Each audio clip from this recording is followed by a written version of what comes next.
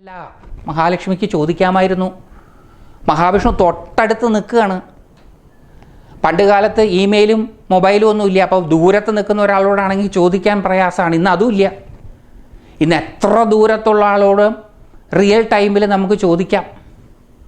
അപ്പം അതുകൊണ്ട് അന്നത് പറ്റില്ല. പക്ഷെ ആ ദൂരത്തൊന്നും ആയിരുന്നില്ല, ഇയാൾ അടുത്തായിരുന്നു. മുഖത്ത് നോക്കി ഒന്ന് ചിരിച്ചു ചോദിക്കായിരുന്നു, എന്താ മഹാവിഷ്ണു എന്നെ കണ്ടപ്പോൾ പതിവില്ലാത്തൊരു ചിരി. അപ്പോൾ മഹാവിഷ്ണു എക്സ്പ്ലെയിൻ ചെയ്യും. ആ എക്സ്പ്ലനേഷൻ തൃപ്തികരമല്ലെങ്കിൽ ഇവർ തമ്മിലൊരു ഡയലോഗ് ഉണ്ടാകും. ആ ഡയലോഗിൽ വസ്തുതകൾ തെളിഞ്ഞു വരും. അതിന് പകരം ലക്ഷ്മി ദേവി എന്ത് ചെയ്തു?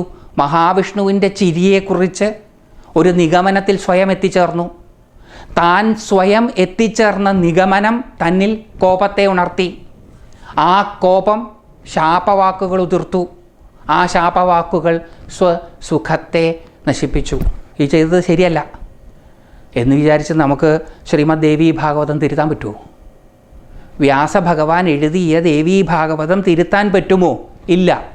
പക്ഷേ നമുക്ക് ഒരു തിരുത്തൽ വരുത്താൻ സാധിക്കും. എവിടെ? നമ്മുടെ ഓരോരുത്തരുടെയും ജീവിതത്തിൽ.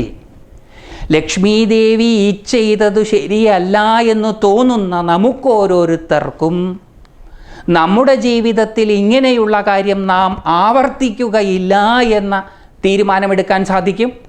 ആ തീരുമാനം ഞാനും നിങ്ങളും എടുക്കുകയാണ് എന്നുണ്ടെങ്കിൽ ഒരുപാട് പേരെ പറ്റിയിട്ടുള്ള ഒരുപാട് തെറ്റിദ്ധാരണകളില്ലാണ്ടാകും. തെറ്റിദ്ധാരണകളില്ലാണ്ടായാൽ പലതരത്തിലുള്ള പ്രശ്നങ്ങളും ഇല്ലാണ്ടാകും. പലതരത്തിലുള്ള പ്രശ്നങ്ങളില്ലാണ്ടായാൽ ശാന്തിയും സമാധാനവും ഉണ്ടാകും. ഈ കഥ കേട്ടാൽ ശാന്തിയും സമാധാനവും ഉണ്ടാകും. ഭാഗവതത്തിലെ കഥകൾ കേട്ടാൽ ശാന്തിയും സമാധാനവും ഉണ്ടാകും. ഇങ്ങനെയാണ് അതുണ്ടാകുന്നത്. നമുക്ക് തുടരാം.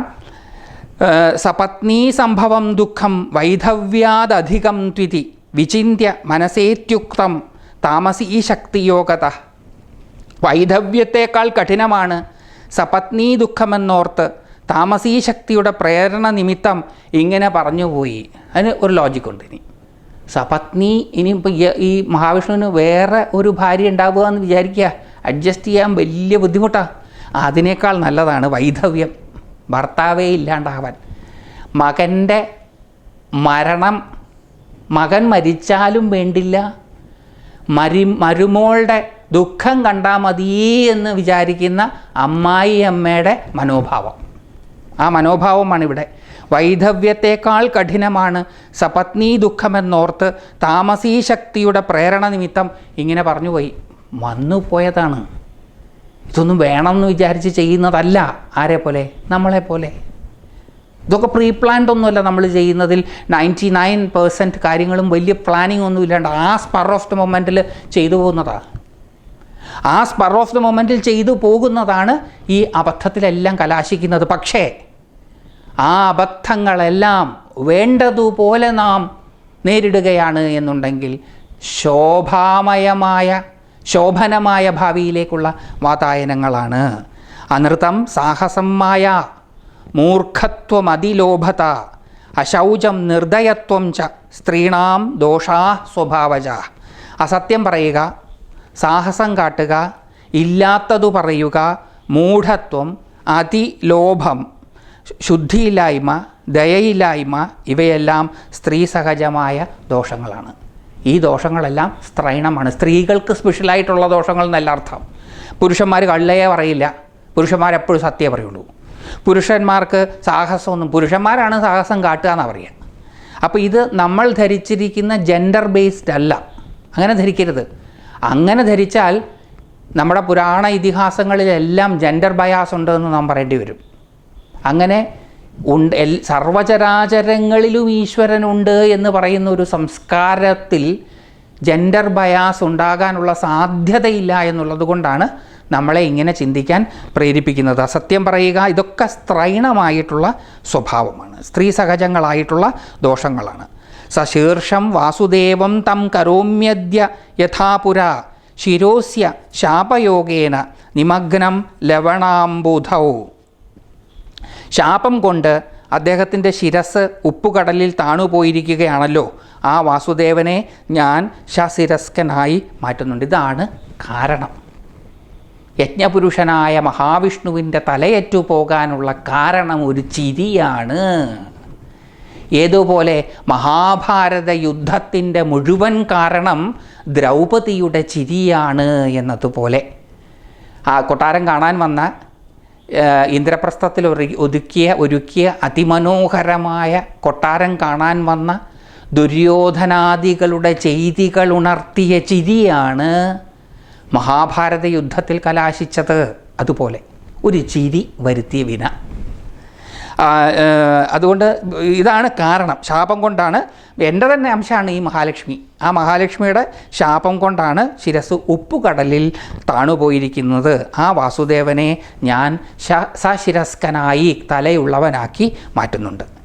അന്യച്ച കാരണം കിഞ്ചിത് വർത്തതേ സുരസത്തമാ ഭവതാം ച മഹത്കാര്യം ഭവിഷ്യതി ന സംശയ. ഒരു കാരണം മാത്രമല്ല ഒരു സംഭവത്തിനുണ്ടാവുക, ഒരുപാട് കാരണങ്ങൾ ചേരുമ്പോഴാണ് ഒരു സംഭവം ഉണ്ടാവുക. അതിലൊരു കാരണം ദേവി പറഞ്ഞു. ഇനി മറ്റൊരു കാരണം പറയുകയാണ്. അപ്പോൾ ഈ കഥാഭാഗത്തിലൂടെ വ്യാസഭഗവാൻ നമ്മളോട് പറയാൻ ശ്രമിക്കുന്നത് നമ്മുടെ ഓരോരുത്തരുടെയും ജീവിതത്തിലുണ്ടാകുന്ന സംഭവങ്ങൾക്കൊരു കാരണം മാത്രമല്ല ഉള്ളത്, പല കാരണങ്ങളും കൂടി ചേരുമ്പോഴാണ് ഒരു സംഭവം ഉണ്ടാകുന്നത്. അന്യച്ച കാരണം കിഞ്ചിത് വർത്തതേ സുരസത്തമാ ഭവതാം ച മഹത്കാര്യം ഭവിഷ്യതി ന സംശയ. ഹേ ദേവശ്രേഷ്ഠന്മാരെ, ഇങ്ങനെ സംഭവിക്കാൻ മറ്റൊരു കാരണവും ഉണ്ട്. അതുമൂലം നിങ്ങൾക്ക് വലുതായ നേട്ടമുണ്ടാകുമെന്നതിൽ സംശയമില്ല. മഹാലക്ഷ്മിയുടെ ശാപം കാരണം തലയേറ്റു. ഇനി വേറൊരു കാരണമുണ്ട്. ആ കാരണം കൂടെ കേട്ട് കഴിഞ്ഞാൽ നിങ്ങൾക്ക് മനസ്സിലാവും ഇത് നല്ലത് തന്നെയാണ്. നിങ്ങൾക്ക് താൽക്കാലികമായിട്ടൊരു ബുദ്ധിമുട്ടൊക്കെ ഉണ്ടാക്കി, ഒരു സെറ്റ് ബാക്കൊക്കെ ഉണ്ടായി. പക്ഷേ ആ സെറ്റ് ബാക്ക് നിങ്ങളെക്കൊണ്ട് വേണ്ടതുപോലെ ചിന്തിപ്പിച്ചു. അതുകൊണ്ടാണ് നിങ്ങൾ വേദങ്ങളെ സമ്മൺ ചെയ്ത് സ്തുതിക്കാൻ ഏൽപ്പിച്ചത്. അറിവുകളെ സ്വാംശീകരിച്ച് അറിവുകളുടെ പരിധിയിൽ നിന്ന് അറിയാൻ പറ്റാത്തതിനെ അറിയാൻ ശ്രമിക്കുക, അതാണ് സ്തുതി. അങ്ങനെ സ്തുതിക്കാൻ ശ്രമിച്ചു. അങ്ങനെ സ്തുതിക്കാൻ ശ്രമിച്ചപ്പം എന്തുണ്ടായി? ഈ അമംഗളകരമെന്ന് നിങ്ങൾക്ക് തോന്നുന്ന സംഭവം നിങ്ങളുടെ മംഗളത്തിനായി ഭവിക്കുന്നു. ഈ ലോകത്ത് ആർക്കും ഉണ്ടാകുന്ന ഏതനുഭവവും ഇതേപോലെ അപ്രോച്ച് ചെയ്യുകയാണ് എങ്കിൽ മംഗളകരമായി തീരും. അതിന് സംശയമൊന്നുമില്ല. ഇവിടെ ദേവി പറയുകയാണ്, ഹേ ദേവശ്രേഷ്ഠന്മാരെ, ഇങ്ങനെ സംഭവിക്കാൻ അന്യച്ച കാരണം കിഞ്ചിത് വർത്തതേ സുരസത്തമാ. ഇങ്ങനെ സംഭവിക്കാൻ മറ്റൊരു കാരണവും കൂടിയുണ്ട്. ഭവതാം ച മഹത്കാര്യം ഭവിഷ്യതി ന സംശയ. നിങ്ങൾക്ക് ഇതുകൊണ്ടൊരു വലിയ ഗുണം ഉണ്ടാകും. എന്താ ഗുണം? ഞാൻ കാരണം പറയുകയാണ്. പുരാ ദൈത്യോ മഹാബാഹുർ ഹയഗ്രീവോതി വിശ്രുത തപശ്ചക്രേ സരസ്വത്യാസ്തീരേ പരമദാരുണം. പണ്ട് മഹാപരാക്രമിയും അതിപ്രസിദ്ധനുമായ ഹയഗ്രീവൻ എന്ന ഒരു അസുരൻ സരസ്വതീ നദിയുടെ തീരത്ത് അതികഠിനമായ തപസ് ചെയ്തു. ജപൻ ഏകാക്ഷരം മന്ത്രം മായാബീജാത്മകം മമ നിരാഹാരോ ജിതാത്മാച സർവഭോഗ വിവർജിത ധ്യായൻ മാം താമസീം ശക്തിം സർവഭൂഷണഭൂഷിതാം ഏവം വർഷസഹസ്രം ച തപശ്ചക്രേ അതിദാരുണം. മായാബീജത്തോടുകൂടിയ എൻ്റെ ഏകാക്ഷര മന്ത്രം, നേരത്തെ ഒരു മന്ത്രത്തെ നമ്മൾ പരിചയപ്പെട്ടു, അതിൻ്റെ പേര് വാഗ്ബീജം എന്നാണ്. ഇപ്പം മറ്റൊരു മന്ത്രത്തെ നാം പരിചയപ്പെടുകയാണ്, അതിൻ്റെ പേര് മായാബീജം എന്നാണ്. അത് ഏകാക്ഷരമാണ്. ദീക്ഷിതരുടെ നവാവരണ കീർത്തനങ്ങൾ കേട്ടിട്ടുള്ളവർക്ക് ഒരു കീർത്തനത്തിൽ ഏകാക്ഷരി ഭുവനേശ്വരി എന്ന വാക്കുകൾ ഓർമ്മ വരേണ്ടതാണ്. ആ ഭുവനേശ്വരി മന്ത്രമായ ഏകാക്ഷരി മന്ത്രം, അതാണ് മായാബീജം. ആ മായാബീജത്തോടു കൂടിയ എൻ്റെ ഏകാക്ഷരം ജപിക്കുകയും നിരാഹാരനായി മനസ്സിനെ അടക്കി, വേറെ ഒന്നിലും ശ്രദ്ധയില്ലാത്തതുകൊണ്ട് ആഹാരം കഴിക്കാൻ ശ്രദ്ധയില്ല. ആഹാരം കഴിക്കാൻ ശ്രദ്ധയില്ലാത്തതുകൊണ്ട് ആഹാരമാണ് മനസ്സ്. ഛാന്തോഗ്യോപനിഷത്തിൽ ശ്വേതകേതുവിൻ്റെ അച്ഛൻ ശ്വേതകേതുവിനോടൊരു പരീക്ഷണത്തിലൂടെ മനസ്സിലാക്കി കൊടുക്കുന്നു, അന്നം ഹി മന ശ്വേതകേതു, അന്നമാണ് മനസ്സ്. അപ്പോൾ നിരാഹാരനായി തീർന്നപ്പോൾ മനസ്സടങ്ങി. എന്തുകൊണ്ടാണ് നിരാഹാരനായി തീർന്നത്? ദേവിയിലുള്ള ശ്രദ്ധ കാരണം മറ്റൊന്നിലും ശ്രദ്ധയില്ലാണ്ടായി. അപ്പം ആഹാരം ഇല്ലാതായപ്പോൾ മനസ്സില്ലാണ്ടായി, മനസ്സടങ്ങി. എന്ന് വിചാരിച്ച് നാളെ മുതൽ ആരെങ്കിലും പട്ടിണി കിടന്നാൽ മനസ്സടങ്ങും എന്ന് ധരിക്കണ്ട. ദേവിയോടുണ്ടാകുന്ന ഭക്തി കാരണം ആഹാരത്തോട് ആസക്തി ഇല്ലാതെ നിരാഹാരനായി തീർന്നാൽ മാത്രമേ ഈ ഗുണം കിട്ടുള്ളൂ. അല്ലെങ്കിൽ ഫോഴ്സ്ഡാണത്. ഫോഴ്സ്ഡായിട്ടുള്ളത് കൊണ്ട് ഗുണമല്ല, ദോഷമാണ് ഉണ്ടാവുക. അതുകൊണ്ട് ഇത് കേട്ടിട്ട് ആഹാരം കഴിക്കാതിരിക്കുന്നതിൻ്റെ പ്രാധാന്യമാണ് എന്ന് ധരിച്ച് പട്ടിണി കിടക്കരുത്. അത് അപകടം ഉണ്ടാക്കും. നിരാഹാരനായി മനസ്സിനെ അടക്കി സർവഭോഗങ്ങളും വെടിഞ്ഞ് സർവാഭരണഭൂഷിതയായ എൻ്റെ താമസരൂപത്തെ ധ്യാനിക്കുകയും ചെയ്തുകൊണ്ട് 1000 വർഷം അതികഠിനമായ തപസ് ചെയ്തു. 1-2 ദിവസം മന്ത്രം ജപിച്ചു കഴിഞ്ഞാൽ, സ്തുതിച്ചു കഴിഞ്ഞാൽ ഒരു ഗുണവും ഇല്ല എന്ന് പറയുന്നവരാണ് നമ്മൾ. ആ നമ്മളോടാണ് വ്യാസഭഗവാൻ പറയുന്നത് 1000 വർഷമാണ് തപസ് ചെയ്തത്. അതികഠിനമായിട്ട് തപസ് ചെയ്തു. ഞാനും നിങ്ങളുമൊക്കെ ഇങ്ങനെ ആഹാരമൊക്കെ ഇല്ലാണ്ടായി തപസ് ചെയ്താൽ 100 വർഷം പോലും തയ്ക്കാൻ പറ്റില്ല. അതുകൊണ്ട് നമുക്ക് പറഞ്ഞിട്ടുള്ളതല്ല ഇത് എന്ന് ഞാൻ ഒന്നും കൂടി ഓർമ്മിപ്പിക്കുകയാണ്.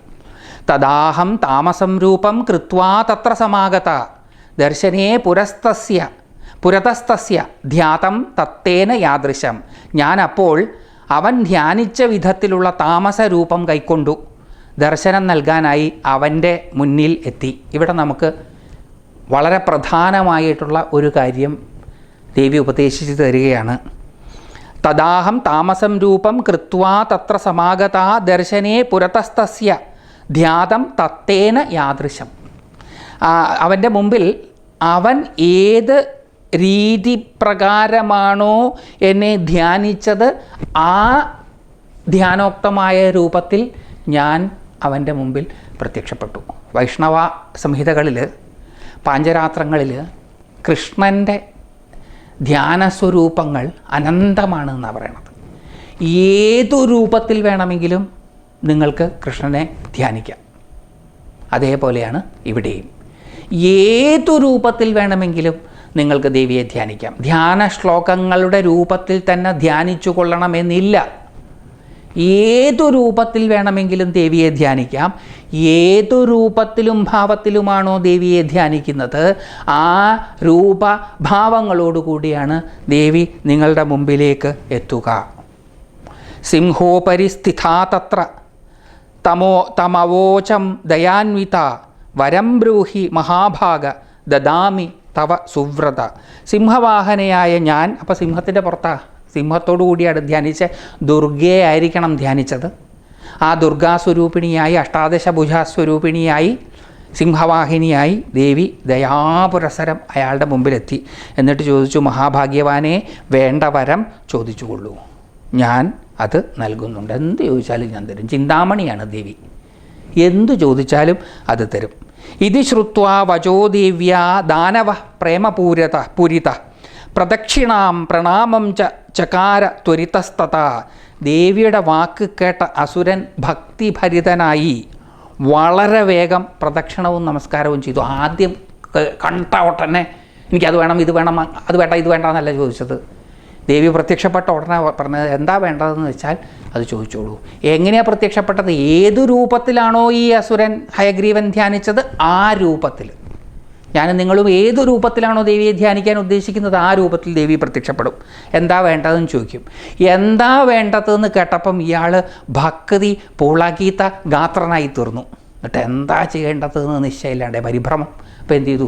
ചുറ്റും നടന്നു, പ്രദക്ഷിണം വെച്ചു, നമസ്കരിച്ചു.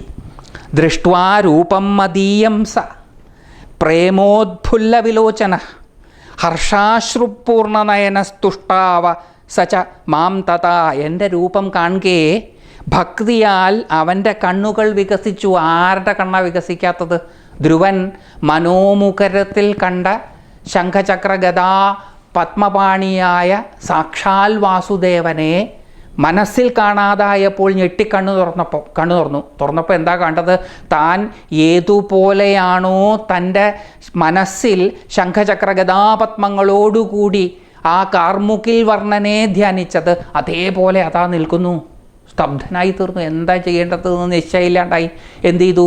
ധ്രുവൻ മഹാഭാഗവതത്തിൽ വെട്ടിയിട്ട തടി പോലെ കാൽക്കൽ വീണു. ഇവിടെ അത് തന്നെയാണ്. എൻ്റെ രൂപം കാണുകെ ഭക്തിയാൽ അവൻ്റെ കണ്ണുകൾ വികസിച്ചു. സന്തോഷാശ്രുക്കൾ പൊഴിച്ചുകൊണ്ട് അവൻ എന്നെ ഇങ്ങനെ സ്തുതിക്കുകയും ചെയ്തു. എടുത്ത പടി എനിക്കെന്താ വേണ്ടതെന്ന് ചോദിക്കുകയല്ല. ഭക്തൻ്റെ ലക്ഷണങ്ങളിലൊന്ന് അതാ തൻ്റെ ആരാധ്യരൂപത്തെ മനോമുകുരത്തിൽ മാത്രം താൻ ദർശിച്ചിട്ടുള്ള തൻ്റെ ആരാധ്യരൂപത്തെ ഇന്ദ്രിയങ്ങൾക്ക് വേദ്യമായി അനുഭവിക്കാൻ സാധിക്കുമ്പോൾ ഉണ്ടാകുന്ന അത്ഭുതാതിരേകം അശ്രുവായി പുറത്തേക്ക് വരും. അപ്പം അവൻ എന്നെ സ്തുതിച്ചു. എന്താ സ്തുതിച്ചത്? ഹയഗ്രീവ ഉവാച നമോ ദേവ്യൈ മഹാമായേ സൃഷ്ടിസ്ഥിത്യന്തകാരിണി ഭക്താനുഗ്രഹചതുരേ കാമദേ മോക്ഷദേ ശിവേ. ഇയാൾക്ക് തിരിച്ചറിവൊക്കെ ഉണ്ട്. ആ ദേവിയെ കണ്ടപ്പം ഇയാൾ സ്തുതിച്ചത് ദേവീ മഹാമായേ സൃഷ്ടിസ്ഥിതി സംഹാരകാരിണി ഭക്താനുഗ്രഹ തൽപരേ. ആരാ ഭക്തൻ എന്നുള്ള നോട്ടമൊന്നുമില്ല. നല്ലവനാണോ കെട്ടവനാണോ, ഭക്തി ഉണ്ടോ എന്നേ നോക്കുകയുള്ളൂ. ഭക്തിയുള്ളവരെയാണ് ദേവി അനുഗ്രഹിക്കുക, നല്ലവരെ അല്ല. നല്ലവർ വിത്തിൻ കോട്ട്സ് ആവാനല്ല ശ്രമിക്കേണ്ടത്, ഭക്തി ഉള്ളവരാകാനാണ് ശ്രമിക്കേണ്ടത്. സൃഷ്ടിസ്ഥിതി സംഹാരകാരിണി ഭക്താനുഗ്രഹ തൽപരേ കാമപ്രദേ. എന്ത് ചോദിച്ചാലും തരും. മുഴുവൻ തരില്ല, അത് കുറച്ച് കഴിഞ്ഞാൽ കാണാം. ബാക്കി ചില കാര്യങ്ങൾ ഒഴിച്ച് ബാക്കി എന്ത് ചോദിച്ചാലും തരും. മോക്ഷപ്രദേ, ആഗ്രഹങ്ങളെ മാത്രമല്ല തരിക, ആഗ്രഹത്തിൽ നിന്നുള്ള വിടുതൽ അതും തരും ദേവി. മംഗളകാരിണി നമസ്കാരം. ധരാംബു തേജ പവന ഖപഞ്ചാനാം ച കാരണം ത്വം ഗന്ധരസരൂപാണാം കാരണം സ്പർശശബ്ദയോ. ഭൂമി, ജലം, അഗ്നി, വായു, ആകാശം എന്നീ പഞ്ചഭൂതങ്ങളുടെ ഉൽപ്പത്തിക്ക് കാരണം നീയാകുന്നു. അവയുടെ ഗുണങ്ങളായിട്ടുള്ള ഗന്ധം, രസം, രൂപം, സ്പർശം, ശബ്ദം എന്നീ പഞ്ചതന്മാത്രകൾക്കും കാരണം നീ തന്നെ.